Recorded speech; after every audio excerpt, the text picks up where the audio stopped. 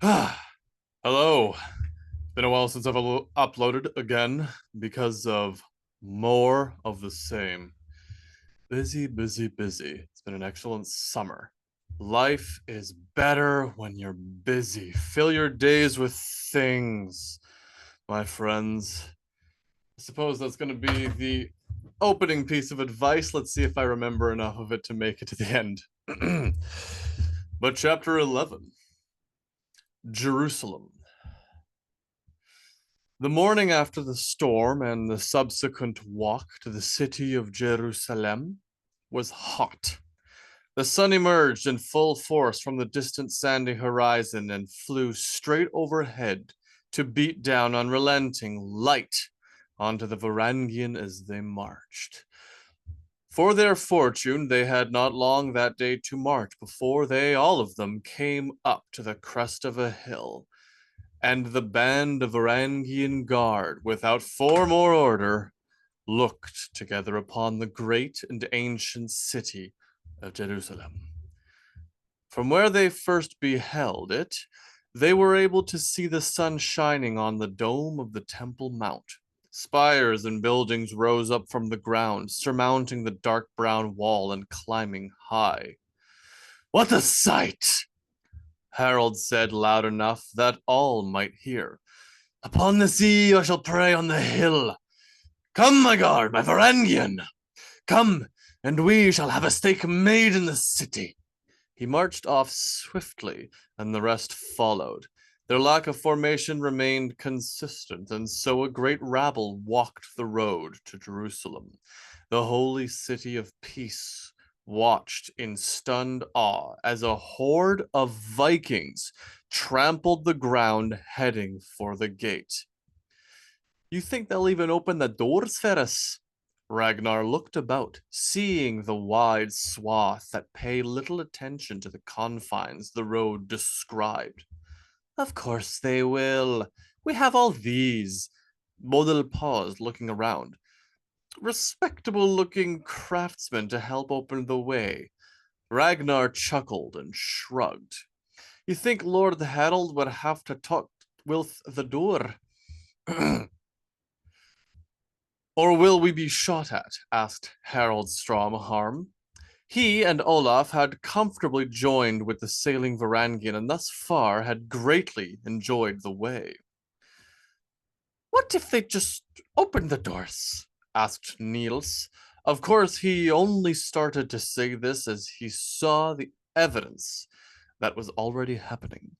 The doors of Jerusalem's Bethlehem gate on the west side opened then, men coming out to push it open further.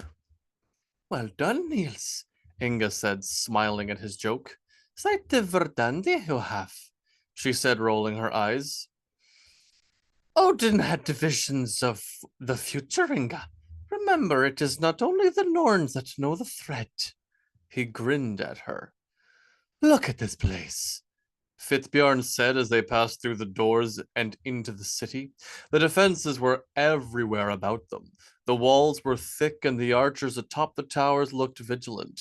As they entered the gate and walked along the citadel, they marveled at the height of the wall even there. This place holds so much history, Ragnar said in reverence. He looked about the streets in awe, then turned to see Bodil chewing on a dried strip of meat. Are you eating? Christ's sake, woman! The others laughed at the offense. Calm yourself, Scottish, Bodil said, laughing around the mouthful. It's just a city, just a hot city in the desert. Gods, it's hot! She huffed and moved her shoulders around in her tunic. They went through the streets, seeing that most people in Jerusalem were Eastern Sörklander, though the design on the buildings around them was not too dissimilar from that of Miklagard, so they didn't feel too alienated. All knew they would not be spending long here and were ready to move as needed. The Church of the Holy Sepulchre was located, obviously, in the Christian quarter, which was located to the north and west. The other quarters of the city were the Muslim, the Jewish, and the Armenian quarters. The Vikings and their charge made straight for the church. As they were bringing with them craftsmen and masons, many believed they'd find the church in a state of total misery.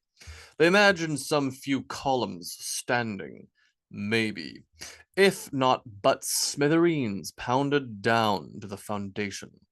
The host walked through the streets of the ancient city and saw all the trappings of modernity that had evolved with the coming of hundreds of new pilgrims and the growth inherent to an urban center.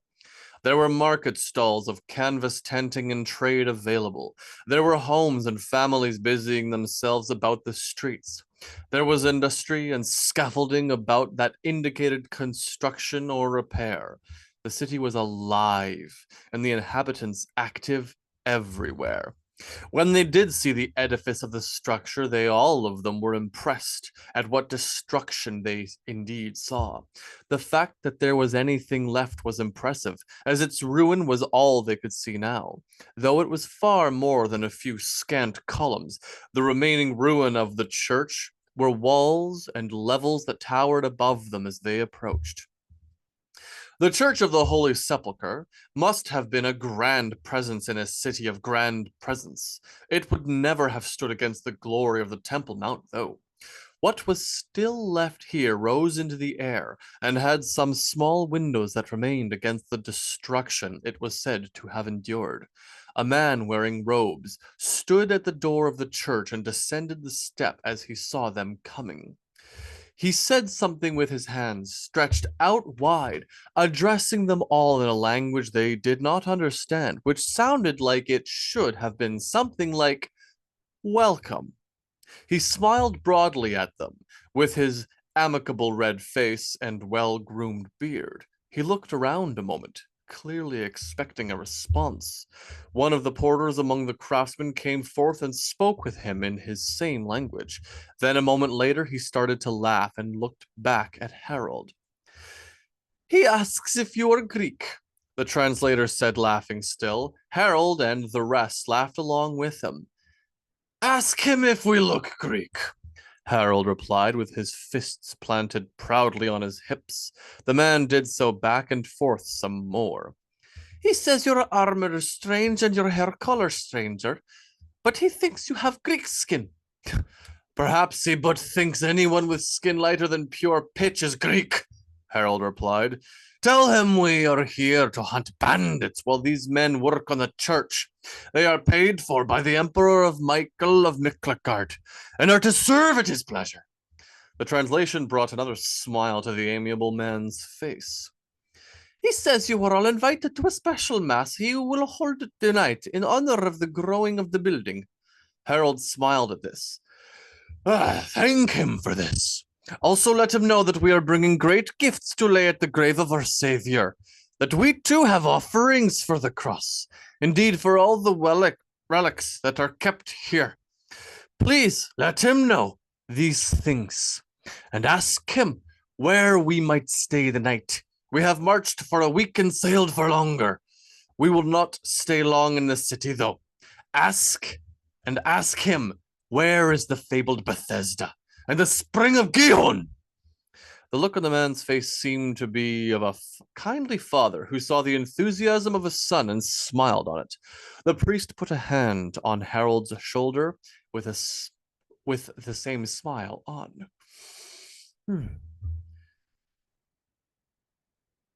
"Tell him we will be glad to have these things soon, and not after we've already left here," Harold said, staring straight at the priest's face.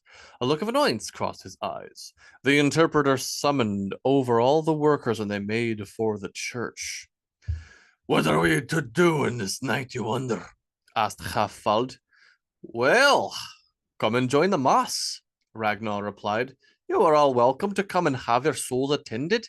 It would warm to see you all there and have the candles lit for ye all." Bodil put a hand on his shoulder. "I think not, Ragnar. We'll be out carousing in the city. Don't worry about us. It's not you I worry after, but your souls. There is no path to eternal life but for Christ, lassie." She smiled at him. "I know, laddie." Ragnar laughed at this. All right, well then, get you gone, you heathens. Though I think we're stowing in the church for the time we're here. Aye, it wasn't much clear where else we might stay, Inga said. There will be a barracks we can sleep in, Fitbjorn said. First, I do want to lay down the burden we've carried from the sea. The rest agreed and followed the craftsman into the church. In the evening, when they had indeed found a barrack to stay at and negotiated a price for lodging and food, every single Christian among the Varangian went back to the church for a service of great distinction. They that were not followers of Christ, though invited for the Mass, stayed back at the barrack and were allowed the evening to themselves.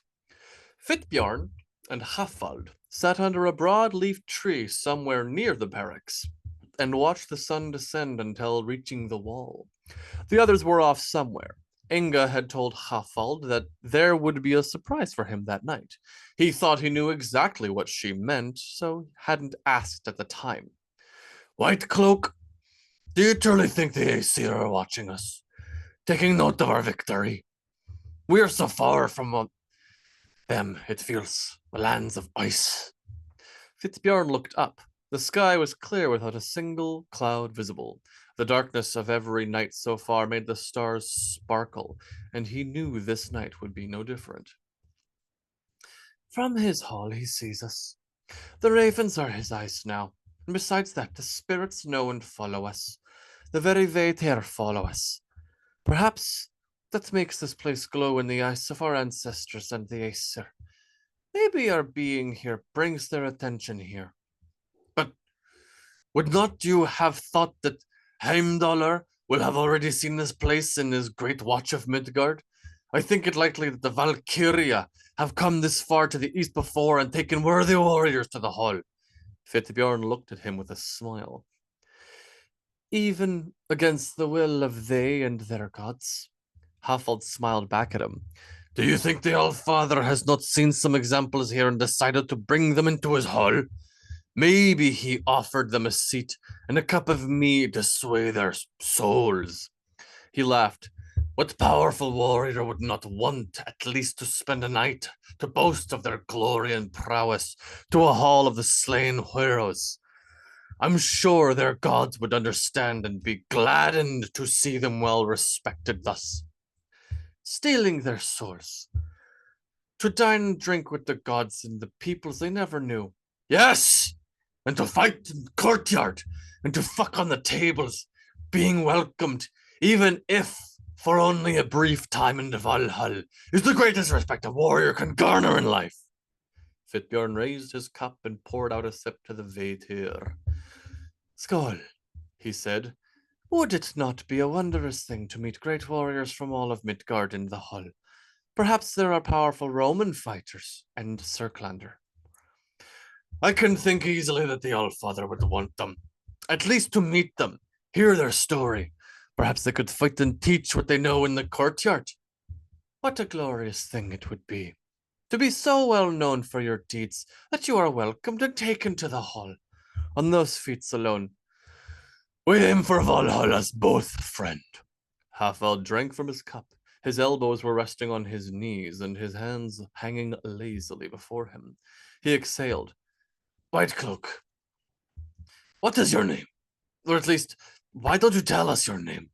You've spoken about your name being told at the moment of your glory, the meeting of your destiny, and all that, the changing of kings. But I am your friend. I have fought at your side and in the shield wall often. They say no one knows who his friends are until the ice breaks. And though no ice has broken beneath us, I know you to be a man I would rely on most easily.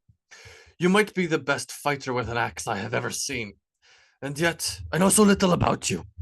I am glad you are not entering into the storytelling, or that you are entering into the storytelling with Niels. Don't think I haven't noticed it. Hold this, Fitbjorn said, putting his axe into Hafvald's hand. He took it eagerly. This is so much lighter than I thought. Gods! He stood encrypted with both hands, then fell into a combat stance. This must have been forged by the dwarves. It feels like there is a spell upon this. I feel like I could sweep about me like the wind itself. That is what it feels like, Fitbjorn agreed. The haft is a Yggdrasil, you know.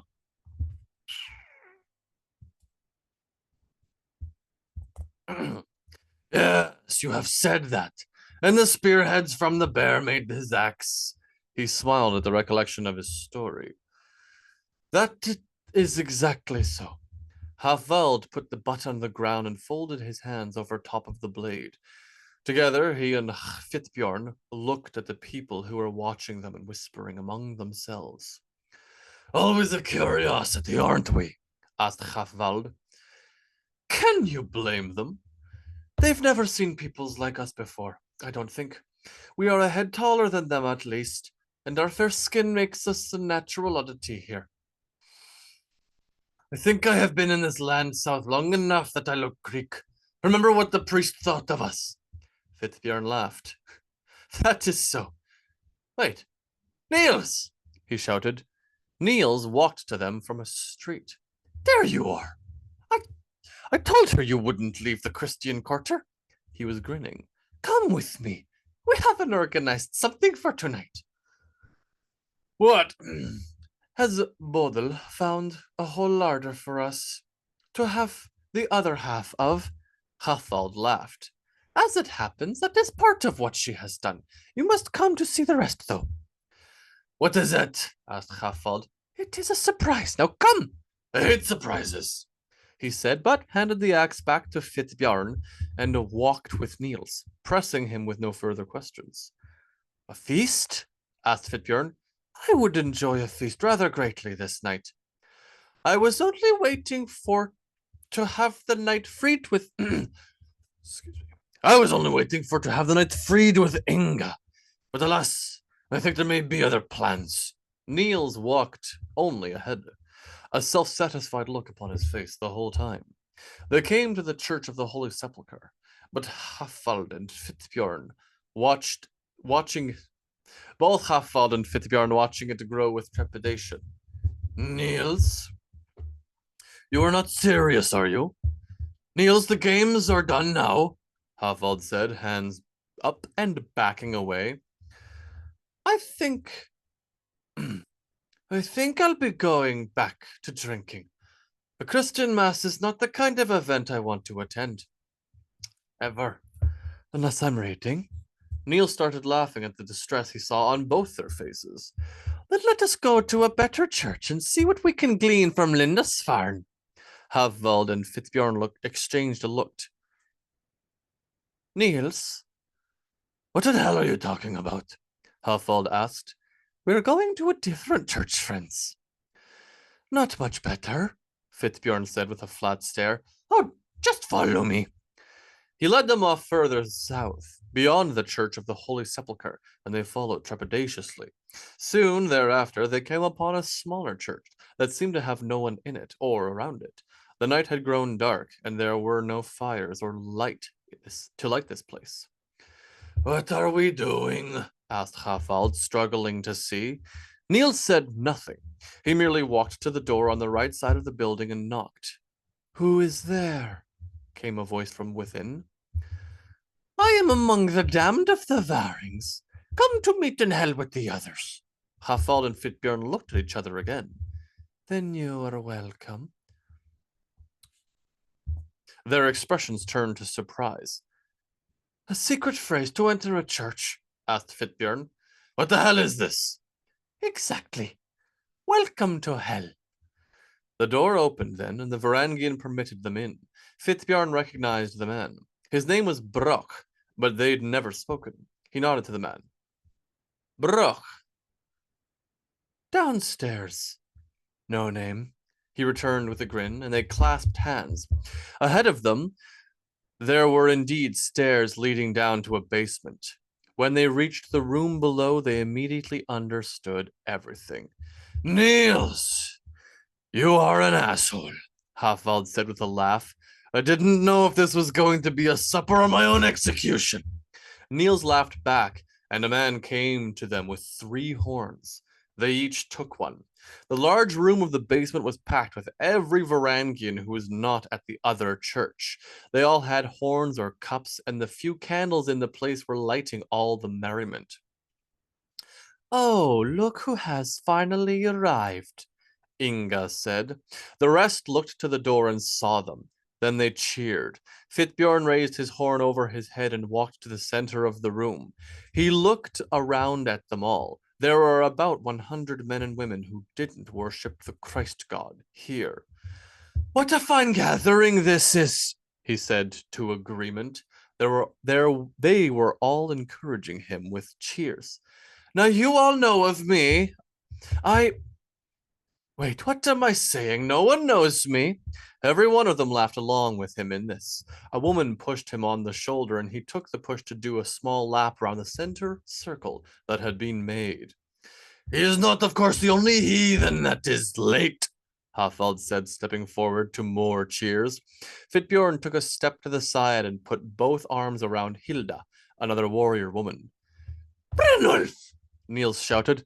"Brynulf! Hoo, hoo, hoo, hoo!" The rest chanted as he made his own turn to them all. "And where is the most beautiful of the Varangian? Where is she?"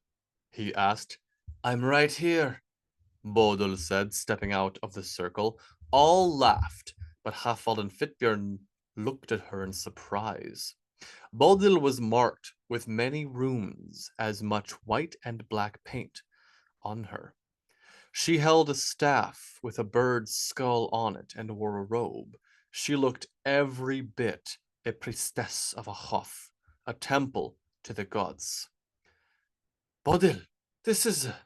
Fitbjorn looked around. Is this a Helheimer ceremony?" he asked. "That we may pay our respects to the goddess of the underworld and pay an homage to all those trapped in her realm," she replied. "Tonight, the space beneath the church above is a Helhof." "How will such homage be paid?" asked Hafald. "Drink of that cup and see, lover," Inga said, coming from the group. Hafald and Fitbjorn smelled their drink and then enthusiastically drank from them. "Tonight," Inga continued, "we drink mead from our home, and we honor those dead by doing all they can only dream of in their names. We call not on their wrath tonight, but on their mercy. Bodil is to be our priestess for the ceremony." "That will be saved for later, of course," Bodil interjected. "For now, we continue to have the night they cannot. And know, too," she said, putting a damper on the cheering that had begun, "that for when the ceremony begins, we'll have vision mead shared for us all." This brought Fitbjorn a solemn look, though Hafald smiled wildly. "Good! We've not had mushroom visions in ages." Inga rolled her eyes while smiling.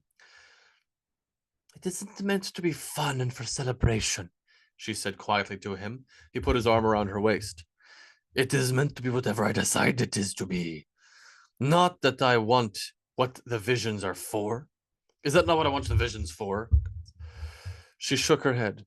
"No, it isn't meant to be whatever you decide it to be. It's supposed to be what you are meant most to see." "And what am I meant most to see then, my love?" he whispered, as seductively as he could, in her ear. She smirked and her eyelids dipped some. "Later." On a table at the side wall of the basement was an array of assorted foods, breads and butter and meats with local fruits called figs and cheese, everything they would need to properly enjoy the evening. It was certainly, however, not a feast. The food was available to all, but seemed almost ornamentation rather than focal. There were men drumming throughout the crowd, with which, including the flickering candlelight, the presence for ceremony was set. They ate and drank and spoke among themselves, but none could shake the eerie sense that something was coming, that no matter the enjoyment they shared, they were waiting for the invocation to happen. The Aesir-worshipping Varangian were not unused to ceremony. They had all learned to make themselves of invocation for power or for offering. Oftentimes, it was a call to ask for strength enough to best their enemy before a battle, or for a transformation of their hamra. The brutality of the animal world would be called in, that they might fight with battle flame. Hell! Bodil said loudly, and all within the basement quieted. The realm of the damned, the bored, the restless and uneasy. Each on here descended tonight into the earth. We descend to the bottom of the tree, where the earth boils, where the serpent Nithagr gnaws the root, the striking one. But there, among the darkened lowness of the root, there is a doorway, a fabled ancient and horrid door, one from who comes the shadows and the hunting wraiths. There stands Asgard, the hound who protects both sides of the gate, the best of hounds who blocks the living from entering the land of the dead, and the dead from escaping their cursed realm. All the Varangian had backed away from the central place in the room, and were pressing themselves against the walls, as well as they could. From the center, Bodil chanted and told of the ceremony. A table was brought to her with a bowl, an antler, and a drinking horn upon it. She lifted the horn from the table and raised it high. Gods of my mothers, Freya, Idun, Sif, and this night's patron Hel, I beseech you, come join with me in offering to Hel and her realm. The drummers about the room were still pounding their deep rhythm. On some kind of signal, then, a goat was brought forward from somewhere behind them all, and the rope around its neck put into Bodil's hand. Hear me, Hel, keeper of Helheimer. Feel the death sacrifice we here offer you, and welcome the gifts of our people. She drank from the horn then, and held it before her, with her closed eyes a moment. Inga came forward and took the horn from her. She breathed out through closed teeth. Take this sacrifice with our honor and respect, and let those dead in your care spend a night here with us to revel in what life we have enjoyed. She took a knife from her belt, the long knife she used to fight. Drink of our sacrifice! She brought the knife under the goat's neck and pulled up hard and to the right. The animal bucked and kicked in surprise, but she held it firm and replaced the knife in her hand with the bowl. This she put under the opened neck. As blood poured into the vessel, she started to sing softly to the dying animal. As this was happening, other horns and cups were being passed around the room, and each were welcomed to drink the vision mead, and everyone did. The goat fell to the ground in his dying weakness, and the Bodil let it lie. Then she put 3 fingers into the neck wound and drew up the blood. She put the blood on her forehead and drew right down around her eye, then to the bottom of her cheek. She sung then, deep from her throat, a powerful and low growling song that seemed to meld with the drums. Some who stood started to pant and sway some. Fitbjorn reasoned they must have taken some of the mead drink earlier and were feeling the effects already. By the blood of the one crossing to the other world, Bodil said, taking the bowl, and took a wand of ash tree from the table. Blood of the living and blood of the dying, blood of the dead and blood of those to come. Each you here, see your death. Know its time is written. She started to walk about the room. Blood of the living, now dead. Blood of the dead, returned. She stopped before a man and dipped the ash wand into the bowl, then spattered it onto him with great care. This she did again and again, circling around the room. Blood of the dead, now living. Blood of life, now breathing. She flicked again the sacrifice blood, the spirit, the godly hue upon those gathered around. Fitbjorn stood and awaited the moment as she drew near. He noticed upon her fingers there were many rings bearing runes of power and summoning. Blood of the living, in the way to hell, she said, as she flicked goat blood onto Fitbjarn. He had only just drunk of the vision mead, and yet, as soon as the blood landed on him, did he feel the power of the visioning take him. His eyes closed and he sank to the floor, his hands going up in a respect hailing. He himself started to drone a low humming song. The raider could hear the drums. He heard the beat of the ancestors. The spirits meld with his song as he began to sweat. The world seemed to turn dark and bright as everything around him dissolved into vapor. His head swam with the weird that his senses plunged into. To fight off the feeling of drowning in this, he breathed deeply and welcomed what might come in the vision he knew would take him.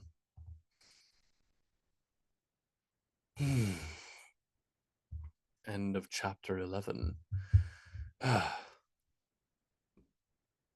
have been asked before about this one specifically if I knew exactly what would have gone on during one of those ceremonies or if I made it up. The answer is, of course, a little of both. I have had all kinds of experience with the ceremony. Additionally, I did a lot of research, and the many of the things that I found were very interesting. The idea of the sacrifice being a death, the death is opening the gateway to the afterlife, and that was their function for sacrifice here. I'm not going to claim that that is what all sacrifice was, to open the door. Is absolutely not a claim I am going to make. Such a claim would be unprovable and foolish. And though I do admit to being a fool, I am at least enough in the wisdom to know I am one. Wise enough to be the fool.